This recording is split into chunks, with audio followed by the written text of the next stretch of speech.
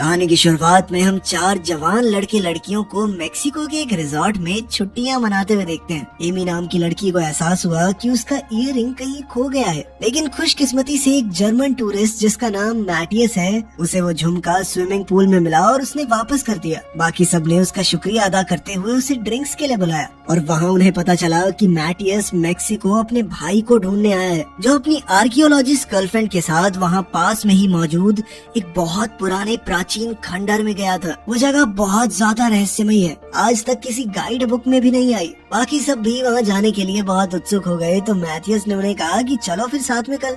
अगले दिन सभी लोग उस रहस्यमयी जगह पर जाने के लिए तैयार हो गए। मैथियस और उसके दोस्त दिमित्री ने उस जगह तक पहुंचने का एक नक्शा अपने कमरे पर भी छोड़ दिया, क्योंकि उनके कुछ दोस्त 1-2 दिन बाद वहां आएंगे। कुछ देर बाद वो सभी शहर के मेन एरिया में पहुंचे, लेकिन जिन गाइड्स को उन्होंने हायर किया था वो आए ही नहीं, ऊपर से फोन भी नहीं उठाया। जिसके बाद उन्होंने सोचा कि अब तो टैक्सी में जाना पड़ेगा वहाँ पे। जब ड्राइवर ने मैप देखा तो उसने कहा कि मैं वहाँ नहीं लेके जाऊंगा तुम्हें। उसने कहा कि ये जगह बहुत खतरनाक है, लेकिन फिर जब ज्यादा पैसों की बात आई तो ड्राइवर ने कहा कि यहाँ से 2 किलोमीटर पहले छोड़ दूंगा, जंगल से खुद ही जाना पड़ेगा। कैब उन्हें जंगल के किनारे तक ले गई। वो लोग परेशान थे कि वापस कैसे जाएंगे, लेकिन शायद मैथियस के फोन पर सिग्नल आ रहे थे और उसने ड्राइवर का विजिटिंग कार्ड भी ले लिया। जंगल की झाड़ियों में अटकी हुई उन्हें मैथियस के भाई की जीप मिली, जिसके बाद ये पक्का हो गया कि वो यहाँ पर ही आया है। मैप को फॉलो करते हुए उन्होंने जंगल पार करना शुरू किया और रास्ते में एक तालाब के पास रुक गए। तभी उन्होंने देखा कि कुछ आदिवासी लोग उन्हें दूर से देख रहे हैं। उन्होंने कुछ बच्चों से बात करने की कोशिश भी की, लेकिन कोई रिएक्शन नहीं मिला। तभी अचानक मैथियस कुछ पत्ते और डंडियां हटाकर एक छुपा हुआ रास्ता दिखाता है। एमी को शक हुआ कि कुछ तो दिक्कत है यहाँ, रास्ते को छुपाया क्यों गया था। लेकिन जेफ ने कहा कि इन छोटी मोटी चीजों पर इतना ध्यान मत दो, और एमी को अपने साथ खींच कर आगे ले गया। काफी चलने के बाद ग्रुप को एक पुराना खंडहर मिला। उस जगह को देखकर सब लोग हैरान रह गए। एमी तस्वीरें खींचने लगी और मैथियस को अपने भाई का टेंट बिल्डिंग के ऊपर दिखा। अचानक एक आदिवासी घोड़े पर आया और अपनी जुबान में उनके ऊपर चिल्लाने लगा। घोड़ा डर गया और आगे आने से इनकार करने लगा। जेफ को लगा कि इसे पैसे चाहिए और उसे कुछ पैसे देने की कोशिश करने लगा, लेकिन उस आदमी ने मना कर दिया। थोड़ी देर बाद 2 और लोग आते हैं। मैथियस ने अपने भाई की फोटो फोन पर दिखाई। तभी एक आदिवासी उसे पकड़कर देखने लगा। तभी एमी ने फोटो लेने के चक्कर में पीछे हटकर एक पौधे पर कदम रख दिया। ये देखकर वो आदिवासी पागल हो गए और धमकी देने लगे कि मार देंगे तुम लोगों को। दिमित्री ने फोटो लेने के लिए पौधे पर चढ़कर कैमरा उठा लिया और तब तो और भी ज्यादा हंगामा हो गया। जब वो कैमरा वापस करने की कोशिश करने लगा तब तो आदिवासियों ने उसके सीने में तीर मार दिया और फिर उसके चेहरे पर गोली चला दी। बाकी सब घबरा गए और सीढ़ियों पर दौड़कर खंडर के ऊपर चढ़ गए ताकि उन आदिवासियों से बचा जा सके। उन्हें और भी लोग आते हुए दिखाई दिए जिन्होंने खंडर को हर तरफ से घेर लिया, लेकिन वो उनके पीछे ऊपर नहीं जाते। ऊपर पहुंचकर उन्हें वो जगह मिल गई जहां उसका भाई और उसकी गर्लफ्रेंड आए होंगे,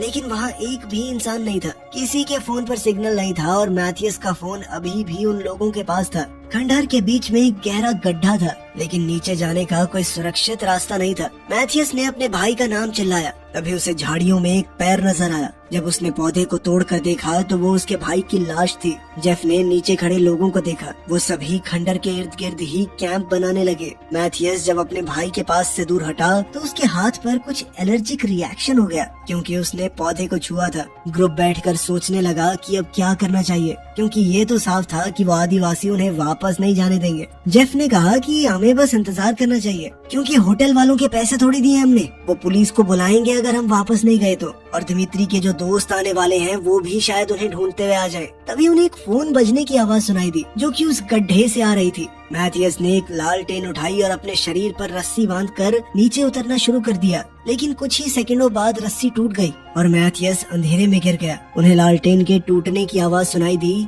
और मैथियस की दर्द भरी आवाज भी। उन लोगों ने एक और रस्सी तैयार की और इस बार स्टेसी को नीचे उतारा, जो एक दूसरी लालटेन लेकर नीचे उतरी। नीचे जाते हुए रस्सी खत्म हो गई और ऊपर से लड़कों ने कहा कि रस्सी इतनी है बस, लेकिन स्टेसी अभी नीचे नहीं पहुंची थी। उसने नीचे देखा तो मैथियस को वो दिख गई। स्टेसी को लगा कि मैथियस उससे ज्यादा नीचे नहीं है, तो उसने रस्सी खोलकर छलांग लगा दी, लेकिन नीचे गिरते ही उसके घुटने में कांच के टुकड़े चुभ गए। जब वो टुकड़े निकाल रही थी तो मैथियस ने बताया कि मैं अपना पैर नहीं हिला पा रहा, शायद उसकी कमर टूट चुकी है। स्टेसी ने ग्रुप को चिल्लाकर बताया कि मैथियस की कमर टूट गई है और नीचे बहुत बदबू भी आ रही है, जैसे कुछ गल रहा हो। अब लड़के सोचते हैं कि उन्हें कुछ तो ऐसा बनाना होगा कि दोनों को ऊपर खींच सके। लेकिन एमी ने कहा कि जिसकी कमर में चोट है उसे ज्यादा हिलाना ठीक नहीं होगा। एमी ने नीचे जाकर उन आदिवासियों से मदद मांगने की कोशिश की, लेकिन वो सिर्फ अपने हथियार उस पर तान कर खड़े रहे। जेफ उसे रोकने की कोशिश करने लगा और बीच बचाव में एमी पौधों पर गिर गई। ये देखते ही वो आदिवासी फिर से चिल्लाने लगे। एमी गुस्से में आ गई और कुछ बेलों को उनकी तरफ फेंकने लगी। ज्यादातर लोग उससे बच गए, लेकिन उस बेल ने एक बच्चे को छू लिया। इसके बाद बड़े लोगों में झगड़ा शुरू हो गया और आखिर में उस बच्चे को गोली मार दी गई। बच्चे की माँ चुपचाप देखती रही और एमी सदमे में रो पड़ी, जिसके बाद जेफ उसे वापस ऊपर ले गया। अब वो लोग समझ गए थे कि आदिवासी इस पौधे से डरते हैं, इसी वजह से उन्होंने दिमित्री और बच्चे को मार दिया और इसी वजह से वो उन्हें छोड़ भी नहीं रहे, क्योंकि अब तो वो सभी यहाँ पर मौजूद इन बेलों को छू चुके हैं। नीचे गड्ढे में स्टेसी को फिर से फोन की रिंगटोन सुनाई दी। जब वो उन्हें ढूंढने गई तो उसे पता चला कि आवाज इन पौधों से आ रही है, जो कि बार बार हिल रहे थे। वो घबरा गई और उन्हें छूने की हिम्मत नहीं करती। जब चारपाई बन गई तो लड़कों ने एमी को नीचे उतारा, लेकिन रस्सी इतनी लंबी नहीं थी कि चारपाई जमीन तक पहुंच सके। इसीलिए दोनों लड़कियों ने मिलकर मैथियस को उठाया और स्ट्रेचर पर रखने की कोशिश की। जैसे ही उसका शरीर टेढ़ा हुआ तो मैथियस दर्द से चीखने लगा, लेकिन आखिर में वो उसे चारपाई पर बांध देते, जिसके बाद लड़कों ने उसे ऊपर खींच लिया और बाद में दोनों लड़कियों को भी वापस ऊपर ले आए। जेफ एक मेडिकल स्टूडेंट है, जिसने मैथियस की चोटों को देखकर कहा कि तुम्हें ज्यादा हिलना डुलना नहीं है, ठीक है। मैथियस के भाई के बैग वगैरह देखने पर एमी को जीप की चाबी मिल गई। जेफ को दिमित्री का प्लेन टिकट भी मिला,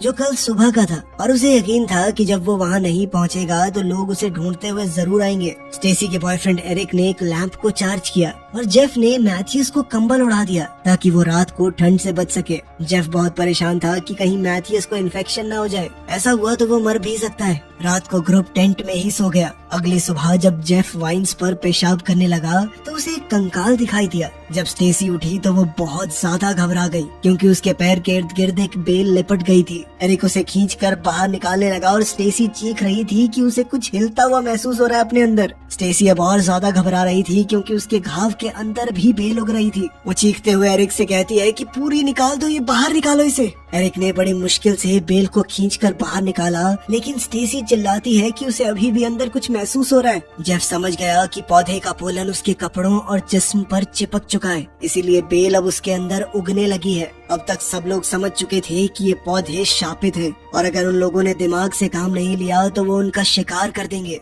वो आदिवासी इसीलिए उन्हें बाहर जाने नहीं दे रहे, ताकि ये पौधा पूरी दुनिया में न फैल जाए।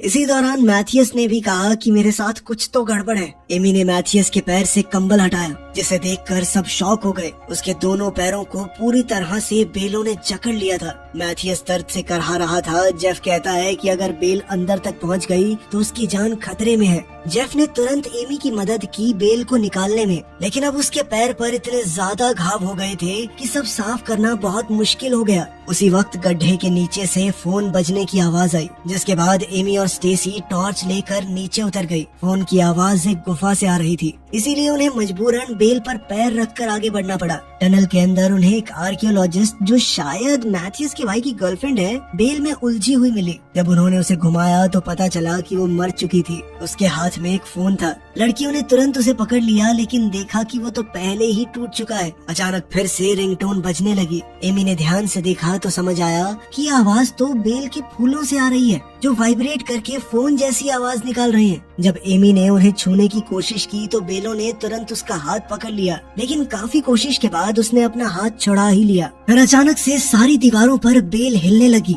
और एक लाश को बाहर धकेल दिया। उन बेलों ने उनकी टॉर्चेस भी चुरा ली। दोनों लड़कियां दौड़कर टनल से निकलने की कोशिश करने लगी, लेकिन बेल भी उनके पीछे ही थी। एमी तो बाहर आ गई, लेकिन बेलों ने स्टेसी का पैर पकड़ लिया, जिस वजह से वो गिर गई। बेल उसे खींचने की कोशिश करने लगी, लेकिन एमी वापस दौड़ कर आई और अपनी दोस्त को खींचकर बचा लिया। दोनों मिलकर रस्सी तक पहुंची और जल्दी से बाकी सबको आवाज लगाई। तभी लड़कों ने रस्सी खींचना शुरू कर दिया। रस्सी के साथ साथ बेल भी उन तक पहुंचने की कोशिश कर रही थी, लेकिन खुशकिस्मती से दोनों लड़कियां ऊपर पहुंचने में कामयाब हो गई।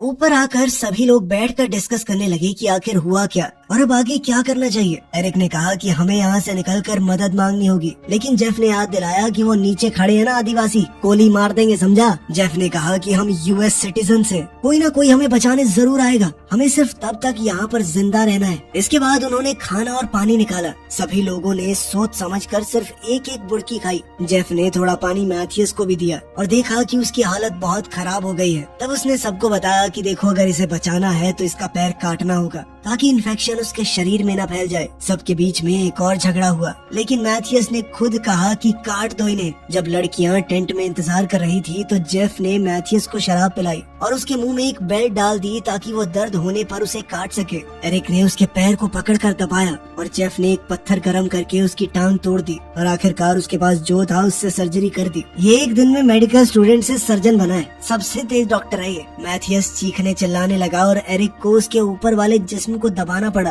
फिर जेफ ने गरम आयरन पैन से उसके घाव को जलाकर बंद कर दिया। मैथियस की चीखों की आवाज सुनकर लड़कियां टेंट से बाहर निकल आई और जेफ पर चिल्लाने लगी, क्योंकि उसने वादा किया था कि वो कर लेगा, इतनी ज्यादा दिक्कत नहीं होगी। तभी वो बेलें उसके कटे हुए पैर खींच कर ले गई। उनका रहा सहा डाउट भी खत्म हो गया कि ये पौधा नॉर्मल तो नहीं है, मांसाहारी पौधा है, मीट खाता है ये। उस रात जेफ फिर से सीढ़ियां उतरकर नीचे गया, लेकिन वो आदिवासी अभी भी खंडर के इर्द गिर्द घूम रहे थे। टेंट के अंदर स्टेसी लगातार रोती रही, जबकि बाहर एमी और एरिक बैठकर बातें करने लगे। जल्द ही एमी भी एरिक के कंधे पर अपना सर रखकर रोने लगी। एरिक उसे संभालने लगा और एमी की रोती हुई आवाज सुनकर स्टेसी बाहर निकली और उसे लगा कि एमी उसके बॉयफ्रेंड को पटाने की कोशिश कर रही है। फिर उनके बीच में नई बहस शुरू हो गई। सब इसी बात में उलझे हुए थे। किसी का ध्यान ही नहीं गया कि बेल धीरे धीरे मैथियस तक पहुंच रही थी। उस बेल ने मैथियस के मुंह के अंदर घुसकर उसे मार डाला। जब जेफ को पता चला तो वो बेल को खींचने की कोशिश करने लगा।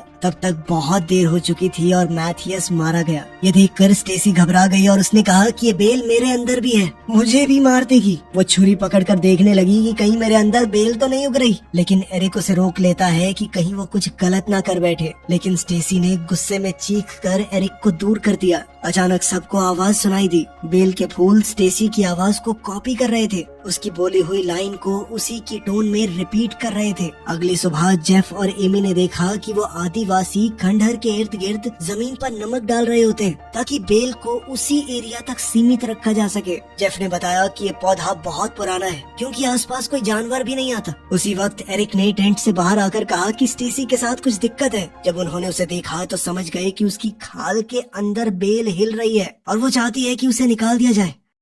स्टेसी ने कहा कि कुछ भी करो लेकिन इसे बाहर निकालो। जेफ ने उसके पैर पर थोड़ी अल्कोहल डाली, छुरी से एक कट लगाया और हाथ डाल के बेल को खींचने लगा। स्टेसी को बहुत दर्द हो रहा था, लेकिन फिर भी उसने कहा कि ये काम जारी रखो, इस बेल को बाहर निकालो मेरे अंदर से। जेफ ने उसकी पीठ पर भी कट लगा के बेल को बाहर निकाला। जख्म बंद करने के बाद ग्रुप ने अपना आखिरी खाना खाया। स्टेसी अभी भी पूरी तरह होश में नहीं थी, पर कह रही थी कि अभी भी मेरे अंदर वो बेल है। सब उसे रोकने लगे कि कहीं वो खुद कट मार के उसे निकालने की कोशिश न करे। एमी ने उसे पानी की बोतल दी। जब स्टेसी पानी पीने लगी तो सबकी नजर उसके माथे पर पड़ी। साफ दिख रहा था कि उसके अंदर भी बेल हिल रही है। उनके रिएक्शन देखकर स्टेसी समझ जाती है कि कुछ तो गड़बड़ है। एरिक ने कहा कि कोई उन्हें बचाने यहाँ नहीं आएगा, उन्हें खुद ही रात के अंधेरे का फायदा उठाकर यहाँ से निकलना होगा। बाद में जब सभी लोग कुछ देर के लिए सो रहे थे तो स्टेसी को एक आवाज सुनाई दी। वो टेंट से बाहर निकली, हाथ में एक छुरी लेकर। उसे वो फूल अपनी आवाज दोहराते हुए सुनाई देते हैं। कुछ देर बाद जब सब लोग बाहर आए तो स्टेसी को देखकर हक्के बक्के रह गए। उसके शरीर में कई जगह से खून बह रहा था। उसका दिमाग पूरी तरह से खराब हो चुका था।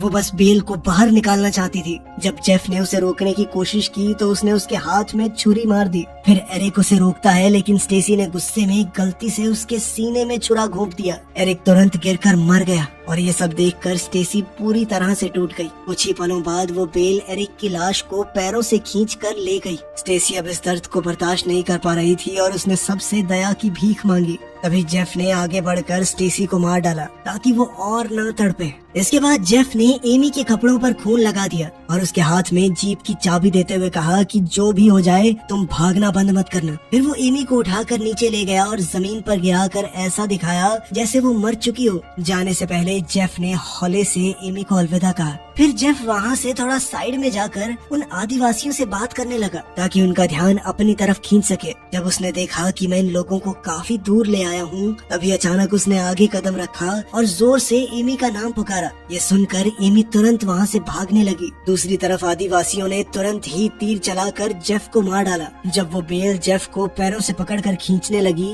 तो आदिवासियों के लीडर ने उसके सर पर गोली मारकर उसे एक आसान मौत दे दी ताकि वो ज्यादा न तड़पे। बाकी लोग एमी का पीछा करने लगे। एमी जितनी तेज दौड़ सकती थी उतनी तेज जंगल को पार करने की कोशिश करने लगी। वो एक दो बार गिरी भी लेकिन रुकी नहीं। उसके आसपास के पेड़ों पर तीर लग रहे थे, मतलब कि सभी आदिवासी उसके पीछे पड़े हुए हैं। आखिरकार बचते बचाते वो जीप तक पहुंच ही गई। चाबी काम कर गई और वो तुरंत गाड़ी चलाकर निकल गई। लेकिन कहानी के आखिर में हमने देखा कि उसके चेहरे में भी एक बेल हिल रही थी, यानी जिस बेल को वो आदिवासी यहीं पर रोकना चाहते थे, अब वो बाकी की दुनिया में भी फैल सकती है।